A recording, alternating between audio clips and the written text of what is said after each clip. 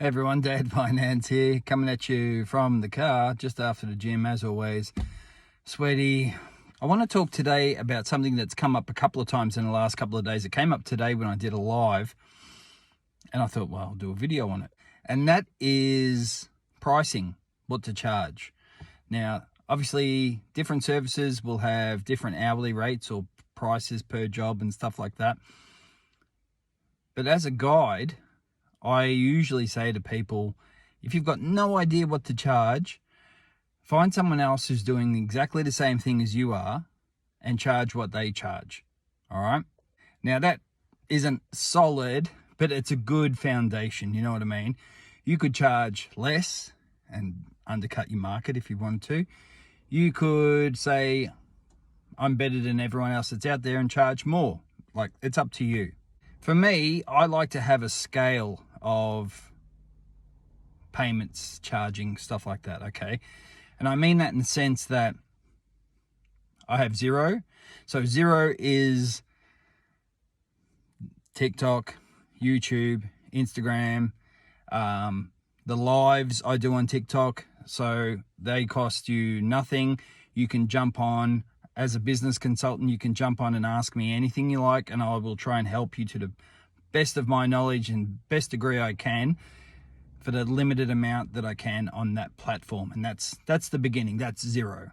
After that, I have Zoom meetings, which I do with people. Sometimes people just want to ask more than what can be asked on a platform, but they don't really need a big consultation. So I charge $50 for half an hour for a Zoom meeting. So that's just you and me on Zoom, talking, notepads, whiteboard, going over everything for 30 minutes, $50, all right? That's the next level up.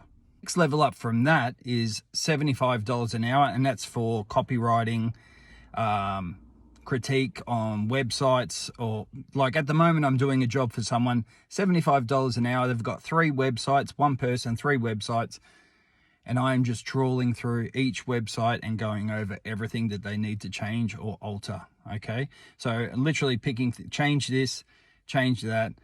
This doesn't work anymore. This link is, try this, swap this photo, change that, copywriting, all of that stuff to make it nice and snazzy. So that's the next thing up that I do often for people, and that's $75 an hour. Then after that, I have a one-on-one, or however many people in your business, if there's 2 owners, 1 owner, whatever. But it's you and it's me together in an office going over and nutting everything out for 2 hours. And that's $200. So that's anywhere up to 2 hours. Look, you got to be flexible. More often than 99.999% of the time, I go overtime. It's not like I get to 2 hours, whoop, time's up, see you, dude. It doesn't work like that. You've got to be flexible and accommodating, all right? So you sometimes you go for 2.5. I've had meetings that I didn't charge more for that went for 4 hours. It all depends on the situation, okay? But that's my next tier up. But having said that, as far as flexibility and all that kind of stuff goes, don't be too rigid with your pricing. You know what I mean? So I've had jobs. I had a job once for a person. I worked with this girl and her sister was starting a small business, had no idea. And she was like, oh my God, I don't know what to do. You know, this and that. I'm going to do this. I'm going to do that. And I was thinking, oh my God, that sounds awful. That's the worst thing you could do. So I went around to her house and we sat down for about an hour. And all I said to her was, look, I just don't want you to make mistakes and dig a hole for yourself, right? I'll come around for an hour, buy me lunch. And she bought me lunch and she got sushi and Pepsi Max. I was happy as Larry. But that's all it was, you know what I mean? So you got to be flexible, pro bono, whatever, all that kind of stuff. You've got to be able to do that kind of stuff. And believe me, you'll feel good for doing it. You know what I mean? You can't always be like, have your hand out for cash. You've got to be flexible. And sometimes just do some stuff for free for people. You know what I mean? Like, just help someone out. Now, the next tier is like the final tier, the final frontier. Oh, sorry, I just nerded out for a second then. The last tier is not hourly rate, it's paying for the job itself. So that means someone will come to me, for example, well, I've got a client at the moment, they want an integrated marketing plan for their business, everything from A to Z, and I will give them a charge. going on how long I think it's going to take. So I might say it's going to take me 3 weeks, not all day, every day, but it's going to take me a good 3.5 weeks, $1,500 or whatever it is. You know what I mean? It all depends on the situation. So that's like the final tier of my pricing. You know what I mean? But having said that too, I would suggest to people to not be really strict with your prices as far as like hourly rates and stuff like that. You will find over time, whatever your business is, well, most businesses, especially for consulting businesses, it is a good practice to kind of go on the budget of the person and then work it out from there. You know what I mean? So look, say someone's got a small business and they want to get, their socials happening and, have a plan for, the next month, posts, content creation, all that kind of stuff.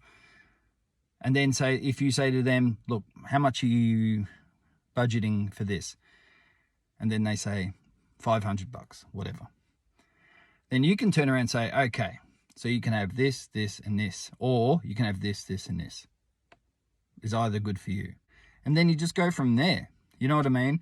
It's easier sometimes to not have so much of an hourly rate, but to work with the person's budget and then give them a couple of things, plans that they can go with from there on that budget. Okay. All right. So I hope that makes sense. Sometimes I often find with people, pricing is something that they ask me about because they're not sure what to charge. You know what I mean? That whole, they know what they're doing and they know their work.